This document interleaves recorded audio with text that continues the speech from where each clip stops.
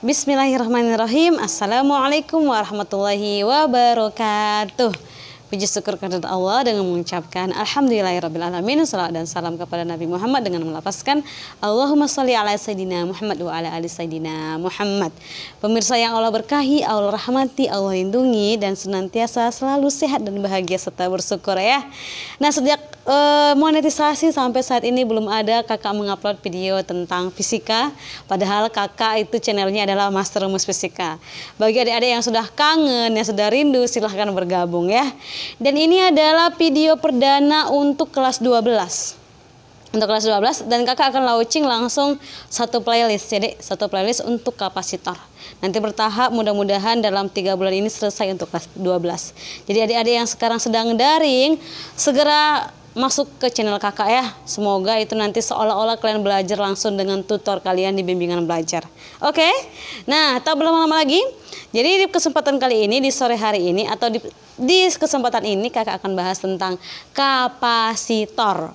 Ini masih ada hubungannya dengan bab listrik statis ya. Di mana Dek, di listrik statis itu yang kita bahas adalah muatannya. Nah, sama halnya dengan kapasitor, yang dibahas di kapasitor juga adalah tentang muatan. Nah, gitu ya. Kita langsung ke sini. Kapasitor. Kalau udah ada dia O dengan R di belakang, itu membuktikan kalau dia itu kalau tidak benda berarti pelaku gitu kan. Koruptor berarti orang yang korupsi gitu kan. Kemudian apa lagi? Konduktor berarti alat yang bisa menghantar panas dengan baik. Isolator berarti alat yang menolak panas atau tidak menghantar panas dengan baik gitu. Sama halnya dengan ini Dek. Berarti kapasitor ini adalah suatu alat. Iya benar, ini adalah suatu alat. Dan kalau kita ambil dari bahasanya itu berasal dari kapasitas. Kapasitas. Kalau dikatakan begini kan Dek, ruang kelas ini kapasitasnya hanya 10 orang. Itu artinya apa ya? Itu artinya bahwa kelas itu hanya bisa menampung 10 orang, kan gitu. Berarti kapasitas itu adalah daya tampungnya. Apa alat yang menampungnya? Di elektronik, di fisika, alat yang menampungnya itu adalah si kapasitor. Apa yang ditampung? Karena kita baru mempelajari tentang listrik statis, yang kita bahas itu adalah muatan. Maka kapasitor itu adalah alat yang digunakan untuk menyimpan muatan. Jadi ada yang digunakan untuk menyimpan muatan. Jadi kakak bikin dulu pengertiannya. Bahwasanya kapasitor ini adalah alat yang digunakan. Alat yang digunakan. Bisa dibaca tulisan kakak Dek? Oke. Alat yang digunakan untuk menyimpan. Untuk menyimpan muatan ya. Ingat, muatan itu simbolnya adalah Ki. Menyimpan muatan. Muatan itu simbolnya adalah Ki. Simbolnya adalah Ki. Dan juga energi. Nah ini. Dan juga energi. Nah ternyata setelah sekian lama dipelajari oleh ilmuwan, awalnya tidak ada alat yang benar-benar bisa menyimpan energi dan juga bisa menyimpan muatan listrik. Dicari, dan temuan pertama itu oleh Van der, orang Jerman. Dia menemukan botol Leyden namanya. Jadi adik-adik yang penasaran dengan alat pertama sekali kapasitor, namanya adalah botol Leyden. Jadi nanti kalian bisa searching ya, botol Leyden gitu ya. Jadi botol Leyden itu adalah bentuk botol. Botol itulah nanti yang digunakan untuk menampung muatan dan juga energi. Itu dikatakan dulunya sebagai kondensor ya. Ternyata setelah lama meneliti dapatlah dia untuk alat yang kecil tapi bisa menampung muatan dengan baik. Itulah dia si kapasitor ya. Oke, pertama ditemukan dalam berupa botol Leyden ya Dek. Awalnya berdasarkan botol Leyden. Nanti kalian bisa searching ini. Apalagi nanti yang berarah ke teknik. Kalau mau kuliah teknik ya Dek. Berdasarkan konsep botol Leyden. Nanti nih enggak kakak jelaskan ya. Karena ini kan untuk anak teknik gitu ya. Untuk Leyden ya Dek. Nah ini. Berdasarkan konsep Leyden. Atau dalam kurung botol Leyden ya. Konsep botol Leyden. Botol Leyden. Nah, botol Leyden inilah Dek sebagai kondensor pertama. Kondensor itu bahasa lain dari kapasitor. Jadi dulunya dikatakan itu kondensor. Jadi dia kakak bikin di sini kondensor. Nah ini kondensor pertama lah ini. Nah ini kondensor pertama. Nah ini ya untuk kapasitor. Jadi kapasitor itu simbolnya gini Dik. Simbolnya adalah dua garis sejajar. Jadi kita pertama sekali ini adalah mengenal kapasitor dulu ya. Mengenal kapasitor. Mengenal kapasitor. Warna merah bisa dibaca Dek di layar? Bisa ya, mengenal kapasitor. Jadi kapasitor itu gambarannya seperti ini. Dua garis sejajar. Nah, inilah dia Dekku. Ini. Ini dikatakan dengan simbol si kapasitor. Inilah simbolnya. Oke. Dan kalau kita masukkan ke gambarannya Dik, gambaran dari kapasitor itu begini. Nah ini ada suatu keping. Jadi kapasitor itu terdiri dari keping gitu ya Dik. Nah ini gambarannya berarti garis apa namanya ini, horizontal ya. Nah ini berarti dia terdiri dari beberapa bagian. Ini adalah bagian pertama, ini satu. Kemudian ini kakak bikin bagian kedua. Kemudian ini adalah bagian ketiga. Nah itu ada 3 bagian dari kapasitor. Oke. Yang pertama itu adalah kawat penghubung. Penghubung apa Dek? Penghubung dari logam. Nah ini adalah logam. Ingat ya, ini adalah logam. Kawat penghubung. Kawat penghubung logam. Kawat penghubung logam. Nah ini ya. Kemudian ini kan terdiri dari keping sejajar. Mengenal kapasitor. Itu adalah kapasitor keping sejajar ya Dek. Kapasitor keping sejajar. Ini simbol dari kapasitor keping sejajar. Kapasitor keping sejajar. Bisa dibaca Dek? Bisa ya, kapasitor keping sejajar ini dia. Kenapa dikatakan keping sejajar? Ini berupa keping dari logam dan mereka sama besar, sejajar mereka ya. Kapasitor kapasitor keping sejajar. Ini kawat penghubung logam. Terus yang nomor 2-nya itu adalah logam atau bahasanya adalah keping logam. Jadi ini disebut sebagai keping logam. Nah, dan ingat keping logam itu mempunyai luas permukaan. Simbolnya nanti adalah A di sini. Simbolnya adalah A. Dan logam itu termasuk konduktor. Termasuk konduktor. Berarti penghantar listrik yang baik. Ya, penghantar listrik yang baik. Ini konduktor. Udah. Komponen nomor 3 itu adalah ruang di antara keping. Nah, ini ruang di antara keping. Ruang di antara keping. Biasanya Dekku ini berisi udara. Nah ini berisi udara.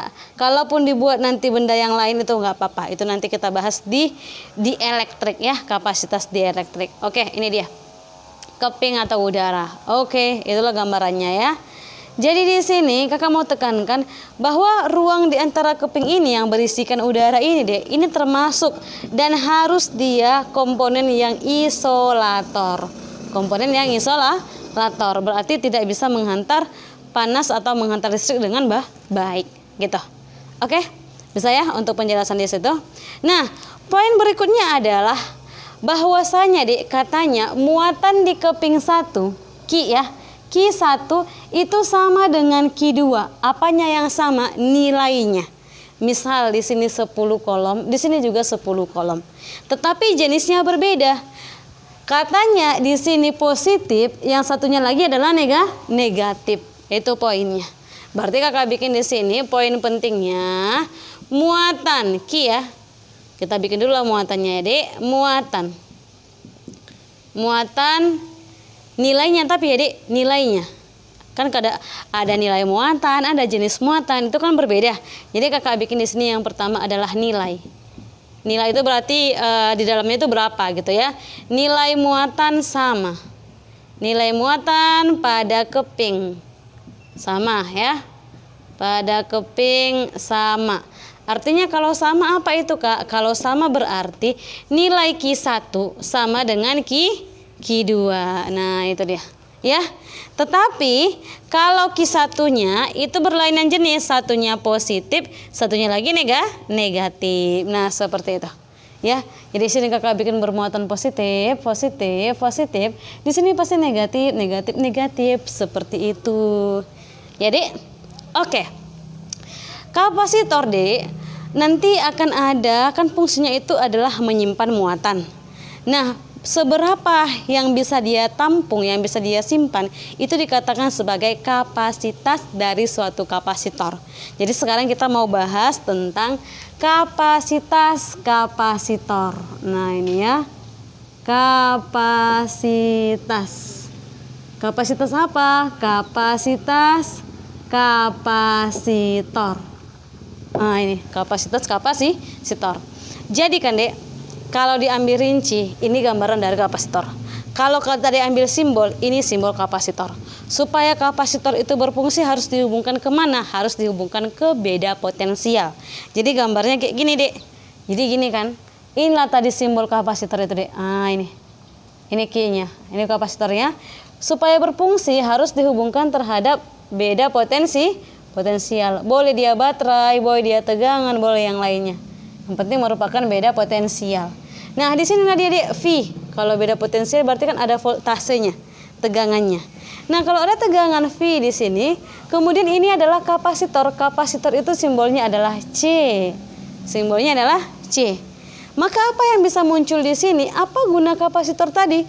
Guna kapasitor itu adalah menyimpan muatan. Jadi kalau menyimpan muatan, Dek, muncullah di sini nilai dari si Q. Kayak gitu. Apa yang bisa dirumuskan dari gambar ini? Ternyata setelah diamati oleh Pak Michael Faraday, ya, Michael Faraday, katanya bahwa nilai dari Q di sini, muatan yang bisa ditampung tadi adalah C dikali dengan V. Ini Q sama dengan C kali V. Oke, Kakak kasih keterangan di sini. Inilah dia nilai dari si Q. Q sama dengan C kali P. Kita buat keterangan bahwa Q itu, Dekku, adalah muatan. Apa satuan muatan, Dek? Satuan muatan adalah coulomb. Kemudian di sini ada C. C ini, Dek, adalah kapasitas. Nah, ini adalah kapasitas. Apa satuan dari kapasitas?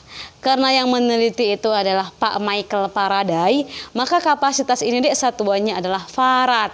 Untuk menghargai jasa beliau, maka kapasitas satuannya adalah farad. Bukan farah ya, Dek, tapi farad.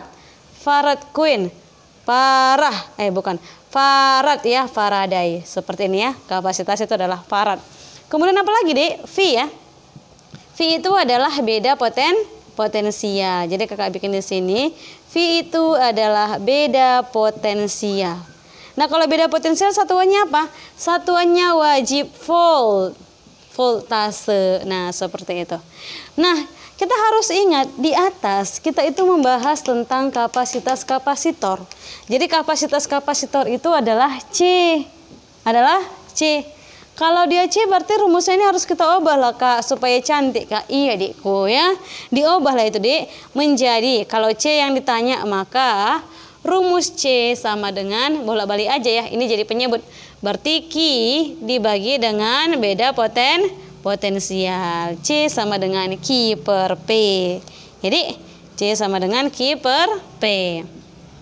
Dan ini hanya akan berlaku rumus dari kapasitas ini jika dihubungkan terhadap beda potensial. Gitu dia.